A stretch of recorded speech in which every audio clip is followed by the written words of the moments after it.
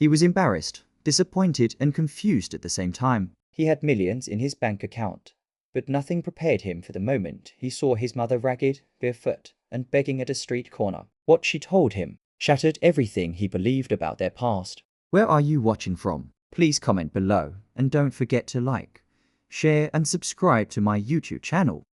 The city buzzed like a restless engine. Cars honked, hawkers shouted, and billboards flashed the face of Africa's youngest tech billionaire, Derrick. At just 29, he had built Nubitech, a software empire that made him richer than any politician in the region. People called him the digital king.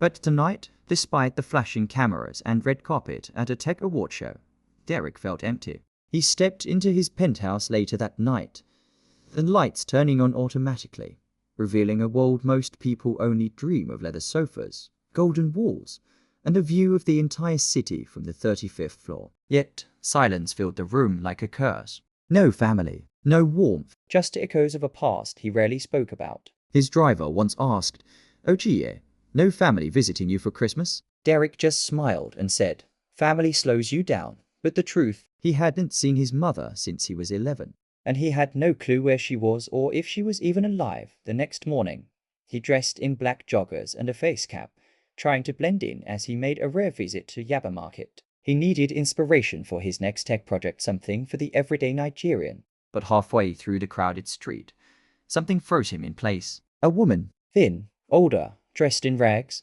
was kneeling on the hot tar with a plastic bowl in her hand. Her head was down, but something in her posture, her hands, the shape of her face, it struck him. It felt like a whisper from his childhood. Derrick moved closer, his heart pounding, every step heavier than the last. "Madam, you need help?" he asked softly. The woman raised her head. Her eyes were tired, her lips dry, but they widened in shock. Her hand trembled as she whispered, "Derrick, my son." He staggered backward. "Mama?" Derrick couldn't move. The crowd had faded, the noise gone quiet, like the world itself had paused to watch. His chest tightened. The woman in front of him, kneeling in the dirt, was his mother, Esther Bassi, the woman who once kissed him on the forehead every night and called him, "My golden boy," and now she was here, begging.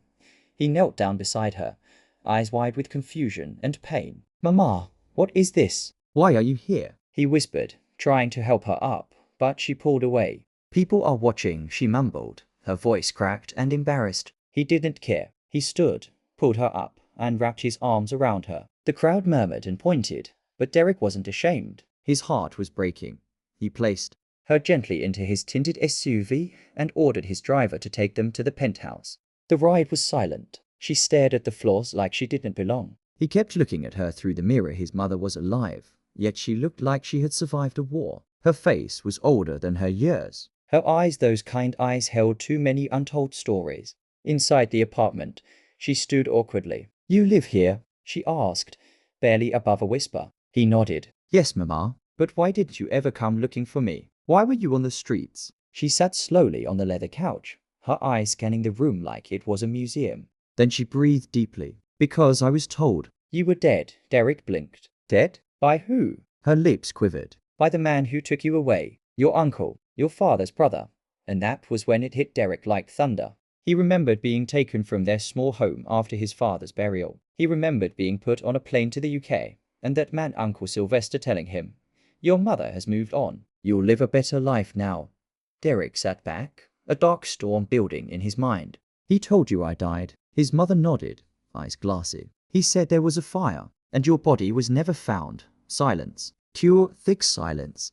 Then Derrick stood, shaking with rage. "He lied to you. He took me and left you on the streets." Esther nodded.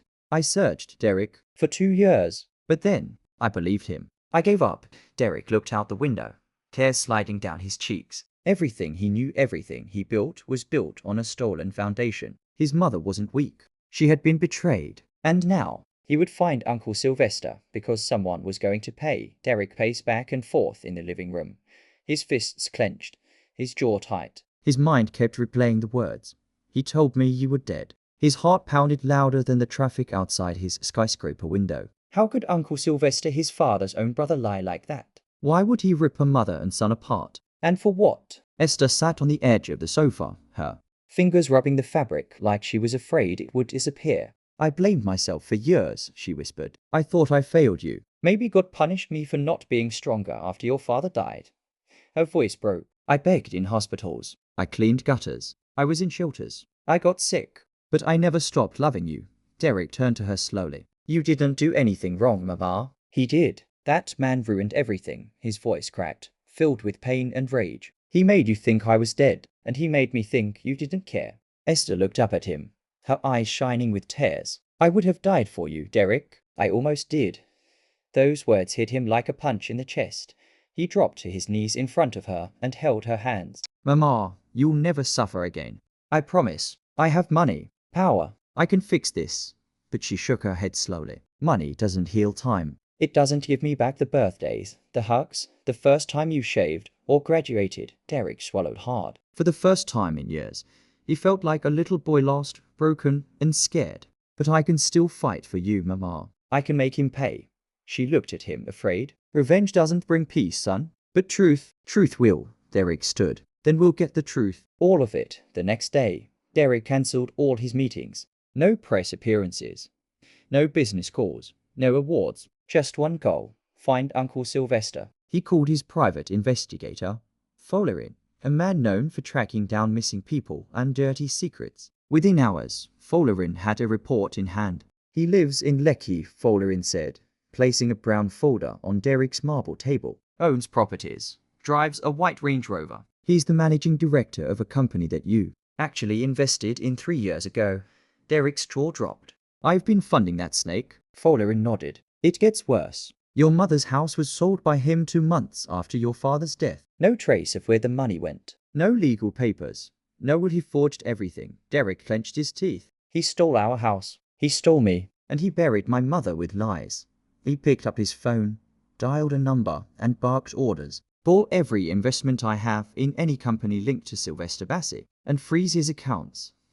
Yes, sir, his assistant replied. Later that day, Derrick drove to Lekki with Follerin. He didn't tell his mother he knew she wouldn't approve of what he planned to do, but he needed to see Sylvester. Face to face, man to man, the gate to the luxurious compound opened. Sylvester came out in fine clothes, sunglasses on, phone in hand, laughing. Until he saw Derrick. He froze. Derrick, Sylvester asked, confused. Ah, what a surprise. You lied to my mother, Derrick snapped. You told her I was dead. You took me and erased her, Sylvester blinked. Wait, what are you saying? Derrick took a step forward. I saw her. She's alive. I brought her home. She remembers everything for the first time. Sylvester's confidence cracked. His lips tightened. Listen, there were complications. She was unstable. I did what was best. You did what was best for you, Derrick growled. You wanted control. You stole my life.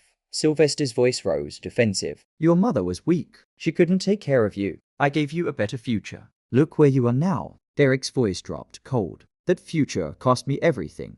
Sylvester raised a hand, trying to calm the storm. Let's talk inside. No, Derrick cut in. Next time I see you, it will be in court. Or prison. He turned and walked away, leaving Sylvester standing in the heat, panic rising in his eyes. Back at the penthouse, Derrick found his mother curled up on the couch, watching an old family video he didn't even know existed. A much younger version of him was dancing while Esther clapped and laughed. Derrick sat beside her. He knows, he said quietly. And now the world will know too. It had been 3 days since Derrick confronted Sylvester, and the media was already sniffing around. Blogs were asking why Nubitec's CEO had suddenly pulled out of 3 major partnerships. Some suspected a scandal. But Derrick wasn't worried about headlines. He was worried about what else Sylvester might be hiding. Are you okay, Mama? Derrick asked, walking into the kitchen where Esther was carefully wiping the same glass for the 3rd time.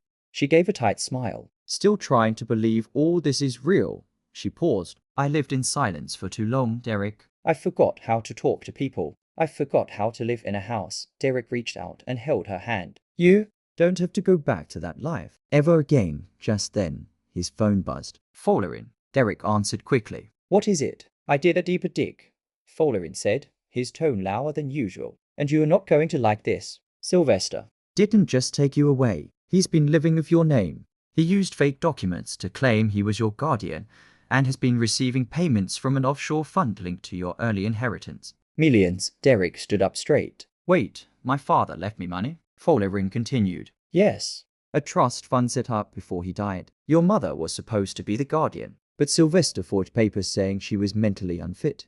Derrick's eyes burned. That man is a criminal. He stole my future and left my mother on the street. And, Follerin added, the trust has one clause that was never triggered. If your mother is proven alive and mentally sound, the account defaults to her. Derrick paused. Then let's trigger it, but Follerin hesitated. That's the thing, boss. Sylvester's already filed a challenge. He's claiming Esther is an imposter. Derrick's blood boiled. He's calling his own brother's wife a fraud. Yes, and he's hired top lawyers. Dirty ones. Derrick looked at his mother, fragile, quiet, unaware of the storm about to hit. Then we'll get our own, and we'll fight. But deep inside, he knew something else. This wasn't just a legal battle. It was war, and Sylvester was ready to play dirty. The next morning, Derrick took his mother to a high-end hospital for a full mental and physical evaluation. He wanted to shut down any narrative Sylvester might try to spread. The doctors were respectful, but curious. You're the mother of the Derrick, Bassy? One nurse whispered. Esther nodded politely but stayed quiet. She didn't like the attention. She had lived in shadows for too long to step into the light without flinching. After the tests, Derrick drove her to a boutique and insisted she pick whatever she wanted. She touched the clothes like they were made of gold, her eyes overwhelmed by color, softness, and choice. I don't need all this, she whispered.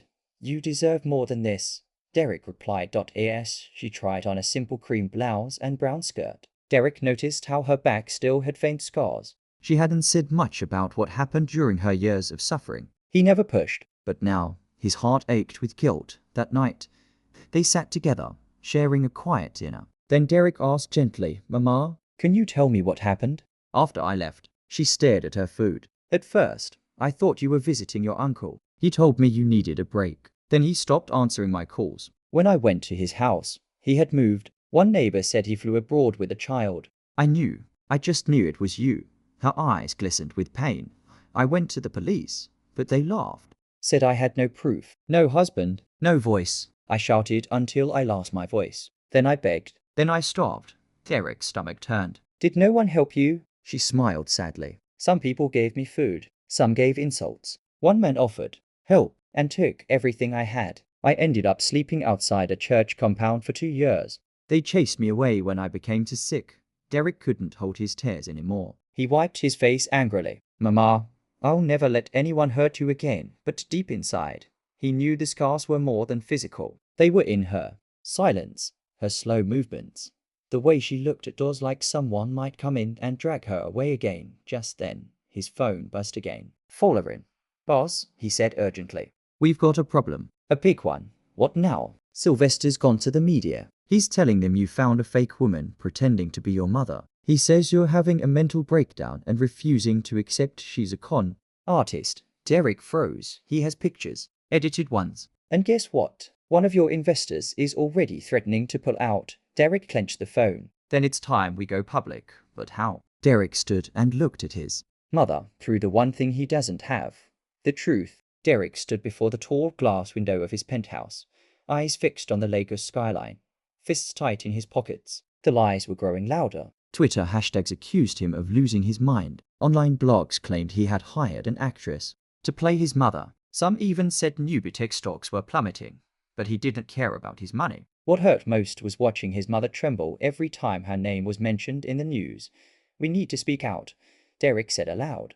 His voice was firm, unshaken. We're going live tomorrow, on national television. Esther's eyes widened. Me? On TV? No, Derrick. I'm not ready. He turned to her gently. Mama, you don't need to say anything if you're not comfortable. But they need to see you, hear your voice. They need to know who you are, that you're real. The next day, NTA News agreed to air a live sit-down interview. Cameras were set up in Derrick's home. Bright lights. 2 interviewers. The room buzzed with quiet tension. Esther sat beside her son, holding his hand tightly, dressed in a simple dress and scarf. The interview began. Mr. Bassy, the anchor said, there have been many rumors. Why are you doing this now? Derrick looked straight into the camera.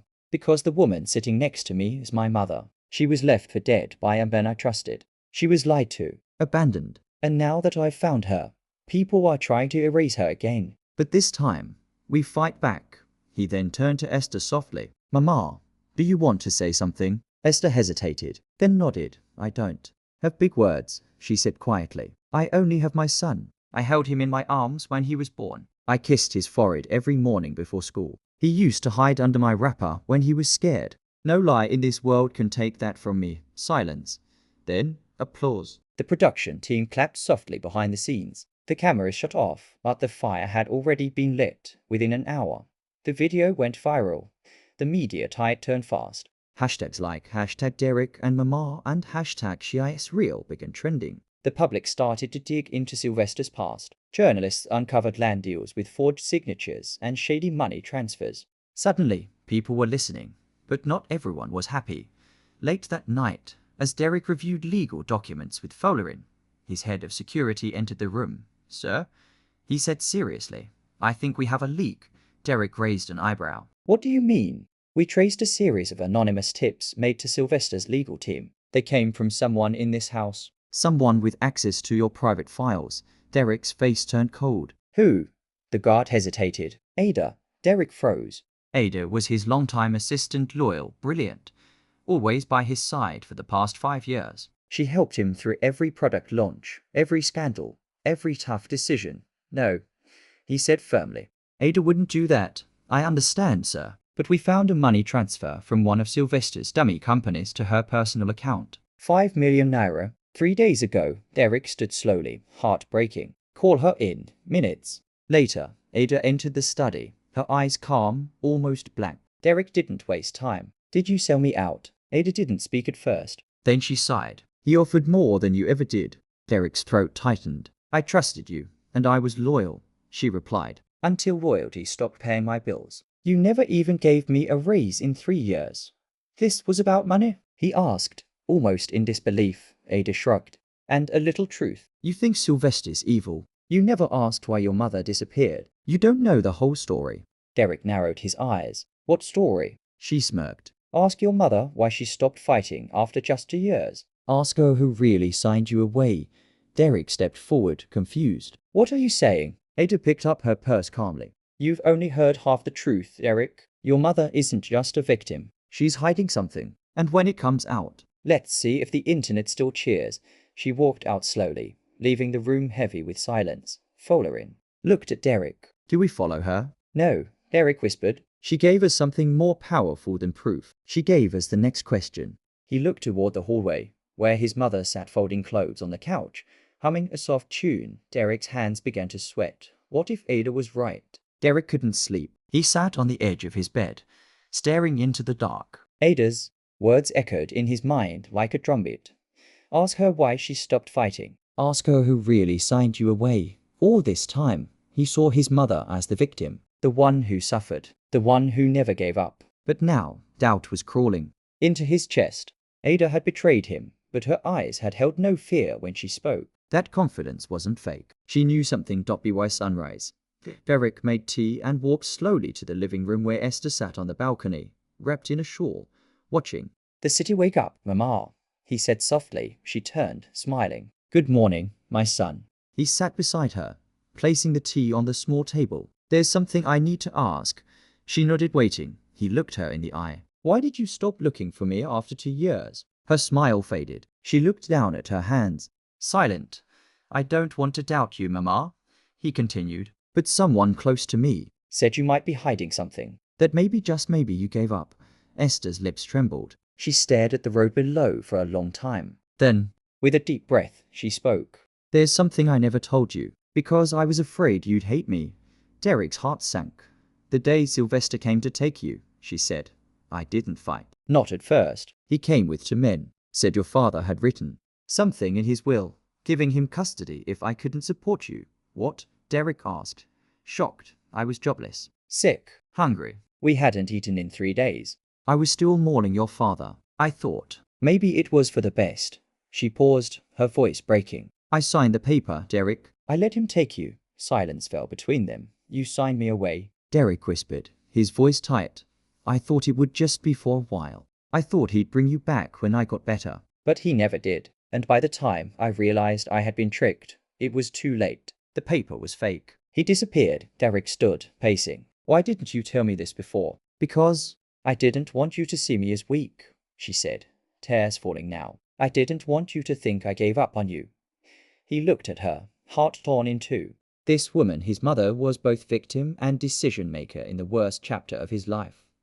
He didn't know how to feel. So he said nothing, and walked back inside. Derrick didn't leave the apartment for 2 days. He stayed locked in his room, phone on silent, food untouched. He scrolled through old photos, trying to find traces of the truth. He saw a birthday party where Sylvester had posed beside him, holding a cake, a smile that now felt like poison, and then a picture he had never really noticed before: Esther, thin and pale, sitting in a hospital bed, eyes distant. It had been taken weeks before she disappeared from his life. He zoomed in and noticed the date. He checked it against the supposed custody transfer documents Follerin had recovered from court records.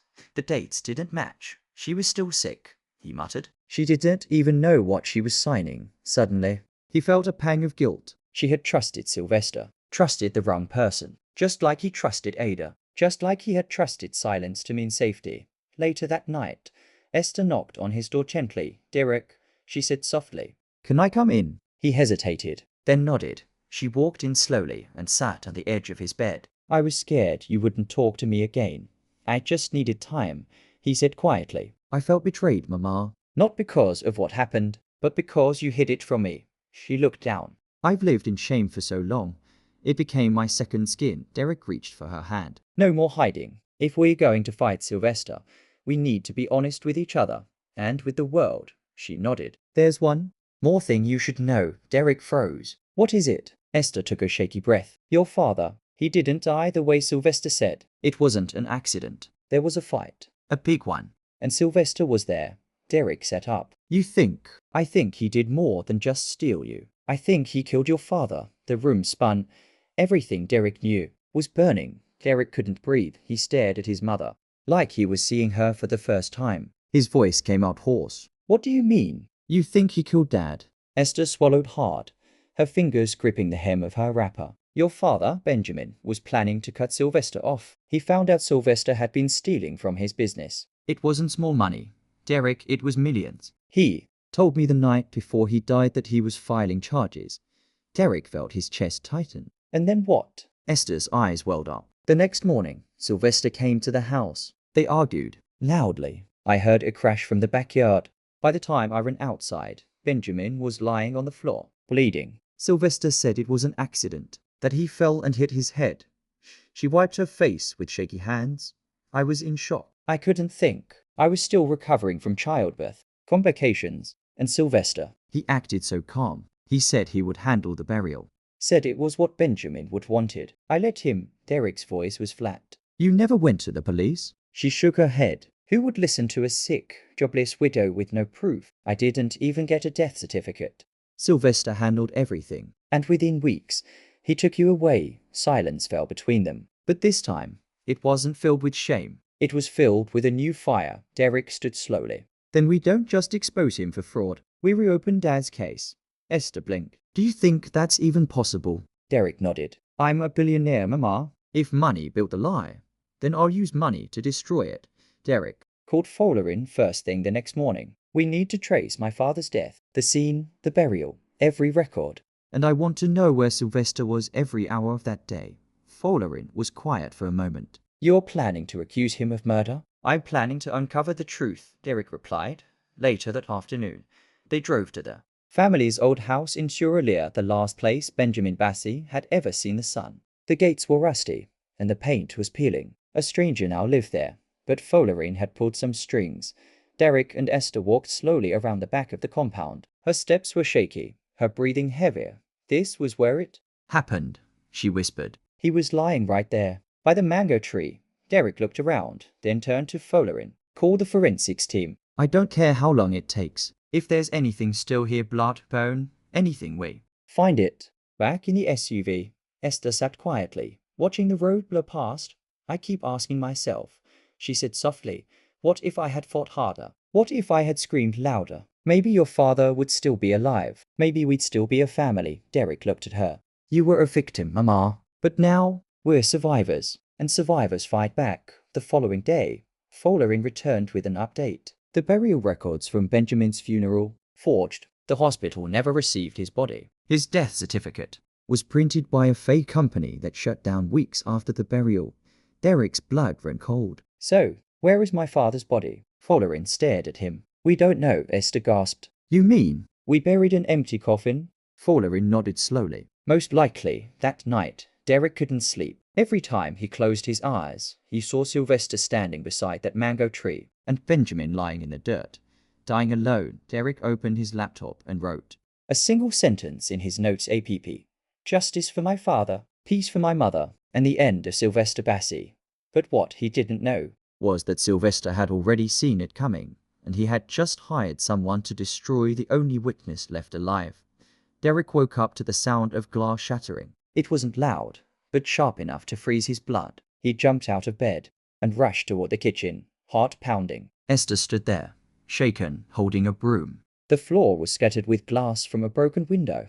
I think someone threw something, she said softly, trembling. Derrick looked around. A small black rock lay near the shards. Attached to it was a piece of paper. He picked it up slowly, unfolding the note. 5 chilling words were scribbled across it in red ink. Stop digging or you'll bleed. He stared at it, jaw tightening. Follerin arrived minutes later with the security team. Cameras were checked. Faces were scanned. But whoever did it was smart. They never showed themselves. Follerin walked up to Derrick. Boss, we may have a bigger problem. I ran a check on Sylvester's recent bank transactions. He wired a large amount to a man named Bako, real name Bako Yakin, ex-military, known for intimidation jobs, connected to at least 4 suspicious disappearances. Derrick's stomach turned. He hired a hitman. Looks that way, Follerin said grimly. And Bako doesn't just scare people. He makes them vanish. Derrick stared at the broken window again, then turned to his mother. She looked so small standing in the corner, arms around herself, her eyes watering. I'm moving her to a safe house, Derrick said. Tonight. No, Esther said, stepping forward. I won't hide. Yes, you will, Derrick replied. Because this time, Mama, I fight and you live. Esther didn't argue. She just nodded, and tears slipped quietly down her cheeks. The safe house was in Ikoi, disguised as a luxurious rental flat, fully guarded, with underground parking and 24-hour surveillance. Only Follerin, Derrick, and 2 trusted guards knew its location. Esther was relocated quietly at night, wearing a hooded jacket, escorted in an unmarked SUV. Derrick stood by the tinted glass for a long time after she left, hands in his pockets, his chest aching with fear. Later that night, he sat in his study, scrolling through his father's old files. Suddenly, he paused. There was a scanned document, a handwritten letter from Benjamin, never sent, addressed to a lawyer named Marker. EZD. If anything happens to me before this case is filed, know that Sylvester Bassey is behind it. Protect my wife and child. Fight for them. Derrick bolted upright. He had a name. A lawyer. Possibly the last person his father trusted. He dialed. Follerin immediately. Find this woman. A Marker EZD. She's our only link to justice. Meanwhile, miles away, inside a dark compound outside Lagos, Bako Yakin loaded his pistol slowly, listening to Sylvester over speakerphone. You know what to do, Sylvester said. No blood in public. Just silence her. No mistakes, Bako grinned. Easy work, sir. But Sylvester wasn't smiling. For the first time, he was panicking. The truth was too close now. If a Marker EZD was still alive, and if she had that letter, it was game over. Derrick had gone from a threat to a storm. And storms don't just expose. They destroy. By dawn, Derrick was already dressed. Dark jeans, black hoodie, and a face full of resolve. The air in Lagos was thick with humidity, but his mind was colder than steel. He paced the living room while waiting for Follerin's call. Every second felt like a ticking bomb. At exactly 6:13 a.m. The call came. She's alive, Follerin said. A Marker EZD. She's retired now. Lives quietly in Abeokuta. Used to be one of the top human rights lawyers in the country. Went silent after her office got burned down 12 years ago. No one ever found the person responsible. Derrick didn't need to guess. I'm going to her, he said. I'll come with you. Follerin replied.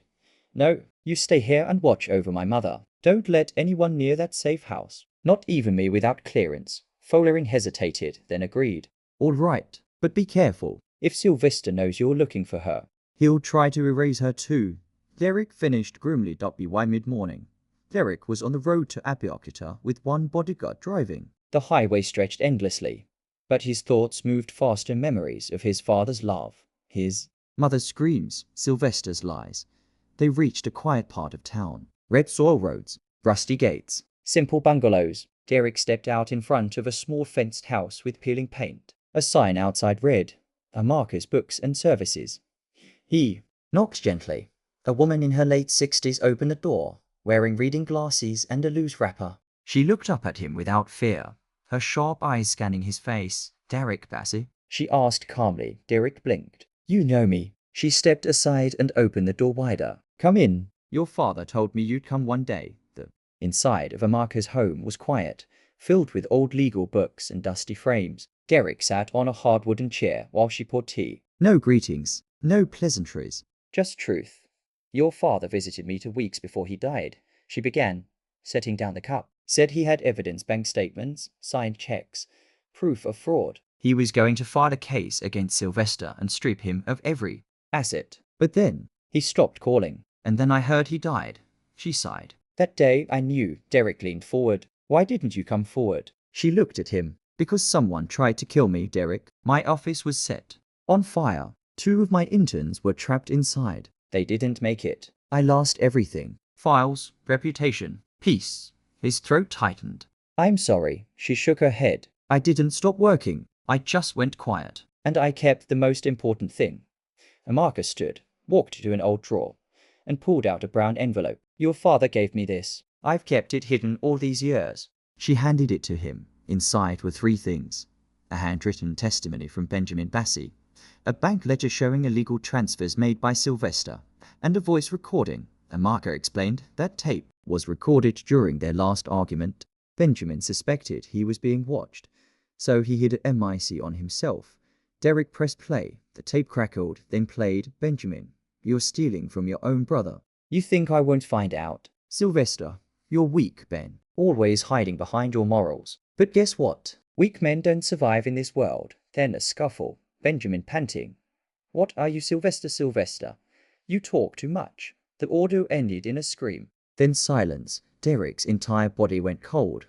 There it was. Proof. But before he could speak, Amarka looked at him with narrowed eyes. Now, you have what you came for, she said softly. But be warned, Derrick, when you move against a man like Sylvester, he doesn't fight fair. He burns. He erases. Derrick stood, pocketed the envelope, and nodded. Then it's time someone fought dirty. For the right reasons. But as he stepped out of the house, a shadow moved across the street, unseen.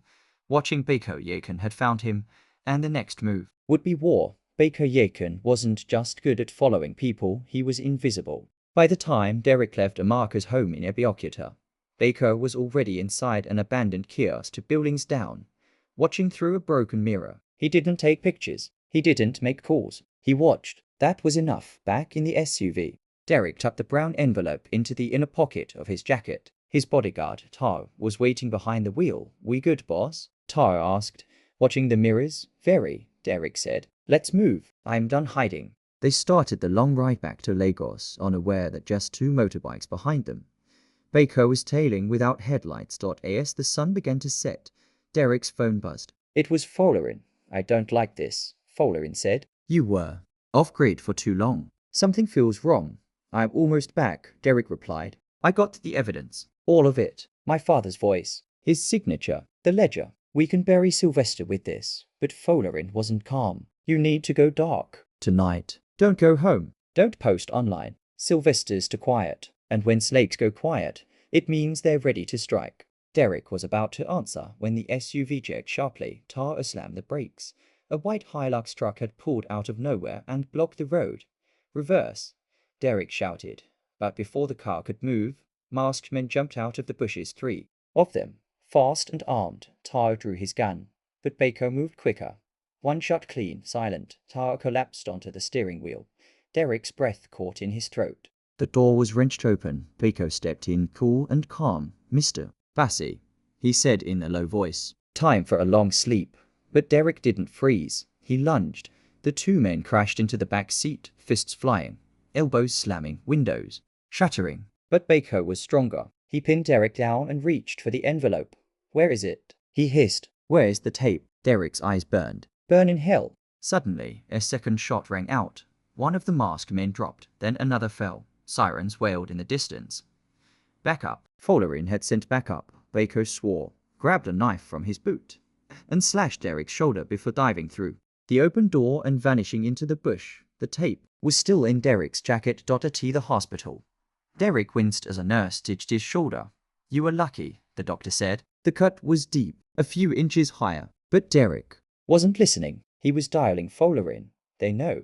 Baker was there. He tried to kill me. Follerin's voice came sharp. Then you're not safe anywhere. No one is, Derrick said, suddenly alert. What about my mother? Follerin cursed. I'm checking now. Derrick gritted his teeth. Get to her before they do. 10 minutes later.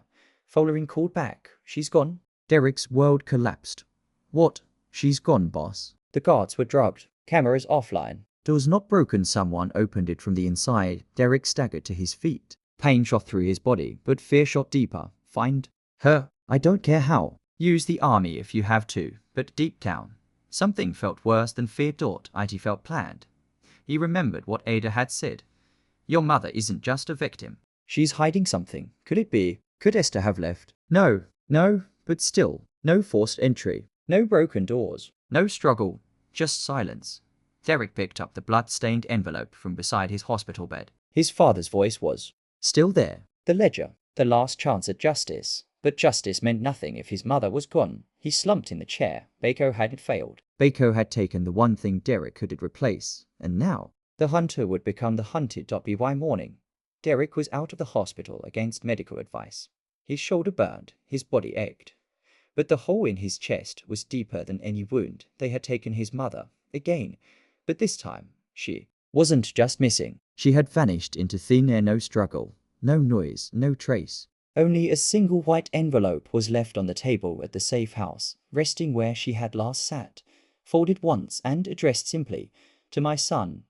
Follerin handed it to him silently. Derrick tore it open with shaking hands. Derrick, I didn't run. I didn't give up. But I had to go before someone else paid the price for me. Sylvester won't stop. He's not just after me. He's after everything you are. The only way to beat him is to end the cycle of silence. I know what you found. I know you have Papa's recording. Use it. Expose the truth, but don't come looking for me. Please, I love you too much to watch you die. Mama. Derrick's heart dropped as he read it again and again. She left willingly, he whispered. To protect me. Follerin shook his head. Or she was forced to write it. Coerced. She might be in danger and trying to mislead us. Derrick stood, determination flaring in his eyes. Either way, I'm not leaving her out there alone. Not again. But if we go public with the evidence now, Follerin warned, she might get killed in retaliation. I know, Derrick said. Which is why we'll leak just enough to corner Sylvester and force him to bring her back to the table. Follerin raised a brow. You're playing with fire, boss. I am the fire. Derrick snapped. That evening, Derrick appeared on Arise News Live, his face pale but calm, his arm in a sling. The media room was packed, cameras focused. The world was watching. He took the mic and faced the world. My name is Derrick Bassey, he said. And the truth I am about to share may cost me my company, my wealth, or even my life. But I know. Longer care. The crowd hushed. My uncle, Sylvester Bassey, didn't just steal from my family. He didn't just lie to my mother and take me away. He was there the day my father died. He destroyed our lives, and for 2 decades, he's hidden behind power and wealth. But not anymore. He held up the small flash drive in his hand. This drive contains a voice recording from my father, Benjamin Bassey, confronting Sylvester days before he died. The truth is in his voice. He plugged the drive into the station's computer. The audio played Benjamin on tape. You're stealing from your own brother. Sylvester, you talk too much. Benjamin, screaming silence. When it ended, Derrick looked into the camera again. This is just the beginning. I have the full ledger of illegal accounts, fake properties, shell companies, and a paper trail. That leads directly to Sylvester Bassey. I am giving the authorities 48 hours to act. If they don't, I'll release everything publicly. And then he added, voice shaking with emotion, and if anyone knows where my mother is, Esther Bassey, please help me bring her home. The screen faded to black, but across Lagos, across Nigeria, across the world, phones buzzed. Tweets exploded. Headlines run wild. Derrick Bassey accuses uncle of murder. Tech billionaire drops bombshell on live TV. Where is Esther Bassey? Meanwhile, far away, inside a dimly lit warehouse, Esther sat on a wooden chair, hands tied, eyes swollen from crying, a figure paced in front of her. Not Baker, Ada. I warned him, she whispered, lighting a cigarette. But he didn't listen. You think you're safe because you're his mother? She crouched beside Esther. You're just the lever I need to make him fall. Derrick didn't sleep. After the broadcast, the world responded with shock and support. #Justice for Benjamin trended globally. Civil rights lawyers offered help. Foreign media reached out. Investors called not to run, but to stand beside him. But Derrick wasn't celebrating. He was staring at a screen filled with camera footage and dead ends. Still no sight of his mother. Then a call came. Unknown number. He picked up, voice tense. Hello? Only silence. Then a woman's voice, slow and cold. You opened the gates, Derrick. Now drown in the flood. Then she hung up. Derrick froze. He knew that voice. Ada Follering burst through the door seconds later. Boss, we traced part of a location someone tried to jam the signal, but we picked up a warehouse near a paper port. Signal went arc 20 minutes ago. Gear up, Derrick said immediately. We're going in, Follering hesitated. We don't have police clearance. We can't just barge into a potential hostage site. I'm not waiting on police. They waited when my father died. They waited when my mother went missing. Not this time. He loaded the flash drive into his breast pocket and strapped on his vest. Inside the warehouse, Ada dragged a chair in front of Esther and sat down. The light flickered above them, the shadows dancing like ghosts. You know, I used to admire your son, Ada said, exhaling smoke. But he never saw me. 5 years I worked under him, built his empire with my sweat. But he never even asked where I was from, what I wanted. Esther stared at her weakly. And this is your revenge? Ada smiled thinly. No, this is justice. Sylvester offered me power. Real power. You're just a pawn. She stood and turned away, pulling out her phone. Baco is on his way. He finishes what Sylvester started. Then it's done. Rain began to fall outside. Hard, loud, angry. Derrick's SUV skidded to a halt in front of the warehouse. Follering and 2 men followed closely, armed and covered. The place looked abandoned, just rusted sheets, broken crates, and darkness. But Derrick knew his mother was inside. He could feel it. Inside, Ada received a final text. End it. Now, she nodded at one of her men. Do it. He stepped toward Esther with a cloth soaked in liquid chloroform. Just as he reached for her, the warehouse door exploded open. Flashlights, yells, down. Gunshots cracked the air. Derrick stormed in, eyes wild, scanning every shadow. Follering covered his back. The guards tackled 2 of Ada's men. One tried to shoot, but Follering dropped him with a clean shot to the shoulder. Ada ran. Derrick chased her through the back corridor, blood pounding in his ears. Ada! He screamed. Stop. But she kept running until he cornered her against a steel wall. You should have stayed in your lane, she spat. You should have stayed loyal, he replied. She pulled a small knife. He'll destroy you, Derrick, just like he destroyed your father. You think you're smart, but you're just another body on Sylvester's path. Derrick didn't flinch. He raised the gun in his hand, but didn't fire. Instead, he said, You already lost. Behind her, 2 of Follering's men had arrived, guns raised. Ada dropped the knife. Minutes later, Derrick found his mother. She was tied to the chair, lips dry, eyes dazed but alive. Mama, he whispered, falling to his knees, gently untying her. Her arms fell into his. I knew you'd come, she whispered faintly. He held her, sobbing against her shoulder, refusing to let go. You're safe now, he said over and over. I got you. I got you. But Esther shook her head weakly. No one's safe, son, she murmured. Not until he's gone. Not until the devil himself is dragged into the light. And Derrick knew. She meant Sylvester, because the real monster was still out there, richer, angrier, and more dangerous than ever. And Derrick had just lit the match on his empire. Sylvester Bassey wasn't hiding. He never did. The man believed in distraction. And while the whole of Nigeria watched Derrick's heroic rescue of Esther, Sylvester was already preparing his next move. He sat in his Banana Island mansion, legs crossed, cigar burning, watching. The news played Derrick's interview for the 15th time. Bold, he muttered, but foolish. He turned to his assistant. Get the tech guy, the hacker from Port Harcourt. The assistant nodded. Sir? You're going after his company? Sylvester smirked. No, I'm going after his name. At that very moment, Derrick and Esther were back in the penthouse. She had been checked by doctors and was recovering. But Derrick wasn't resting. He was meeting with lawyers, journalists, and the Anti-Corruption Commission. Everything was falling into place, until his phone lit up with dozens of alerts. Nubitek accused of tax fraud. Whistleblower leaks documents, claiming Derrick Bassey embezzled $7 million, tech empire built on lies. Follerin rushed in, holding a tablet. Boss, your company's internal servers have been breached. Sensitive files were leaked, but they were edited, doctored. They're framing you. Derrick snatched the tablet and scrawled. His hands trembled. Fake employee reports. False audits. Entire emails fabricated to make it look like he stole from his own shareholders. This is Sylvester, Derrick said, voice like gravel. He's trying to destroy me from the inside. Esther stepped into the room, weak but alert. Then don't fight back the same way. He looked at her, his chest burning. If I don't, Mama, he'll win. She held his face gently. But if you lose yourself, you'll be worse than him.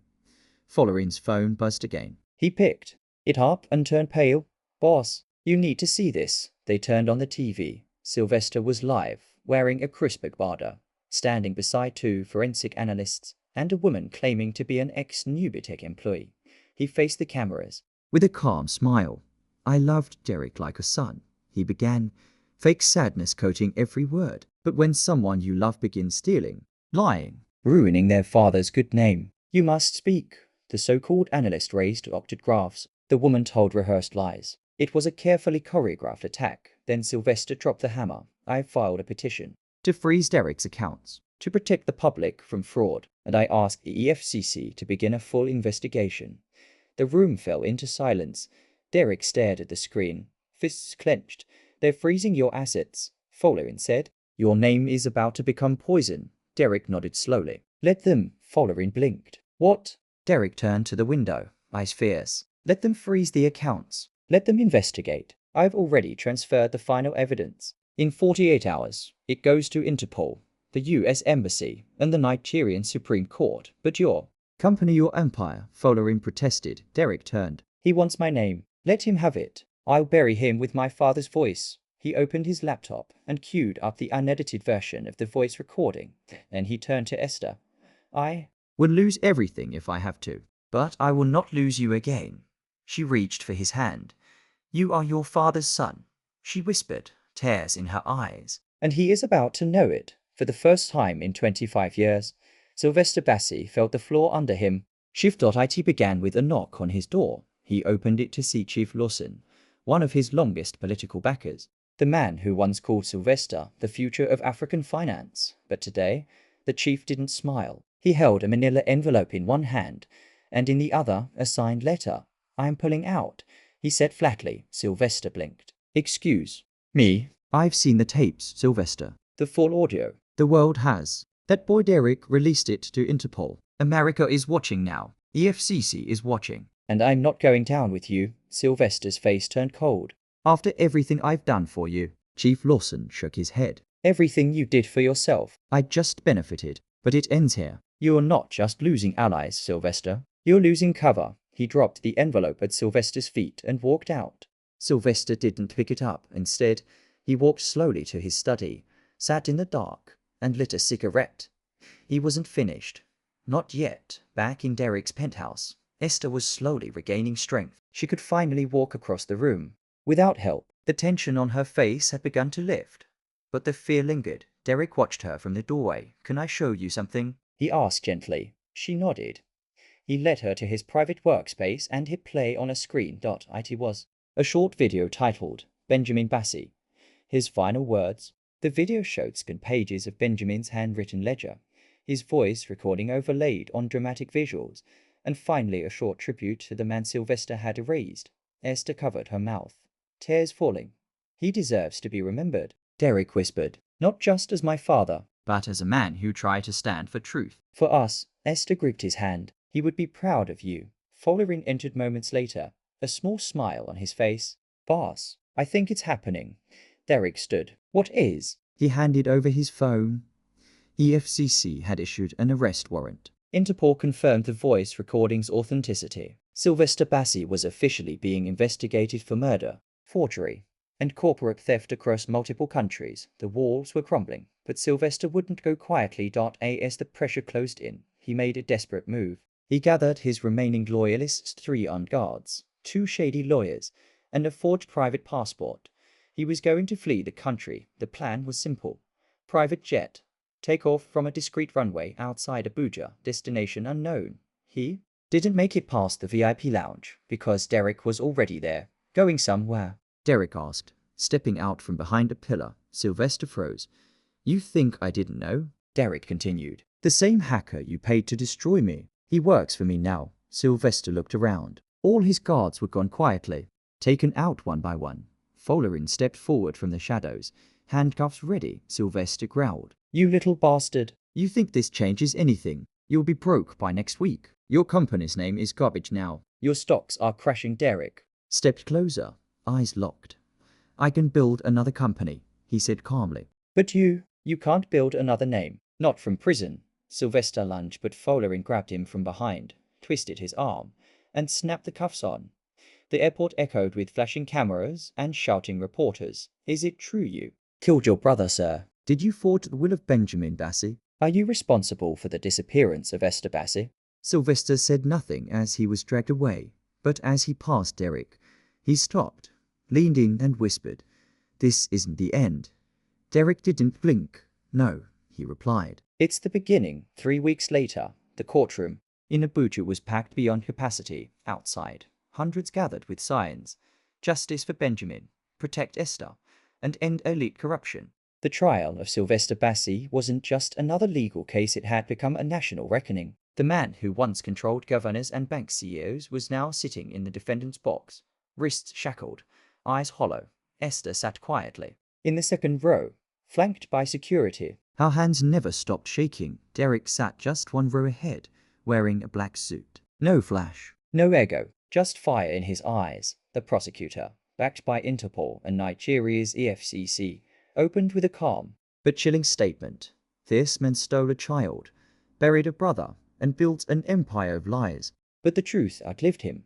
They presented Benjamin's audio recording, Gandriton Bank ledger's video clips from Derrick's broadcast, the forged custody documents Sylvester had used to take Derrick. Each piece landed like a hammer. Sylvester's defense team tried to paint Derrick as an unstable billionaire seeking revenge. They accused Esther of lying for fame, but nothing stuck. Then came Amaka Ezedi, the retired lawyer. She took the stand with grace. Benjamin Bassey came to me 2 weeks before he died, she said. He feared for his life. He gave me the evidence you see before you today. He didn't trip. He didn't fall. He was silenced. Her testimony made headlines around the world. By the end of the second week, the judge ordered that Sylvester be held without bail. The final verdict was set for 1 week later, but as justice drew closer, so did a storm Derrick never expected.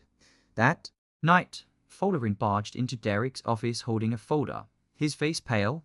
Boss, he said, we've got a problem. What now? Derrick asked. Tired, Follerin opened the file. It's about Nubitech. Internal audit. During the time Ada worked here, there were transactions, illegal ones, hidden transfers from your company's R&D budget to accounts linked to a startup in China. The payments were authorized under your signature. Derrick stood slowly. That's not possible. Follerin's face darkened. She used your digital ID. You were expanding fast then. You never double-checked. You say I unknowingly funded offshore crime. Follerin nodded. And if this comes out during trial, Sylvester's lawyers will twist it. They'll say the real criminal is you. Derrick sat down, head in his hands. He had spent his whole life chasing excellence, integrity, revenge, but now his name could still end up in the dirt. Even after Sylvester's arrest, even after saving his mother, Esther entered quietly. I heard, she said. Derrick didn't look up. I did everything right, Mama, but it still wasn't enough. She sat beside him. No, she whispered. You did everything human. That's what makes it powerful. He looked at her, eyes hollow. What if this ruins everything? She squeezed his hand. Then you face it. But you don't hide. We didn't come this far to run from shadows. Just then, Follerin's phone buzzed. He picked it up. His face changed instantly. It's Sylvester's team. They're offering a deal. Derrick stood confused. A deal? Follerin nodded slowly. He'll confess to the murder. Fully? No appeals, but on one condition. Derrick clenched his fists. What's the condition? Folarin looked up. You admit to negligence in the Nubitech scandal. Publicly. Take the fall. He walks into prison with a clean image, and you walk out with a dirty one. Silence. Derrick looked at his mother. She said nothing. Now, the final moral war had begun. Derrick didn't speak for hours. He sat alone in his private garden.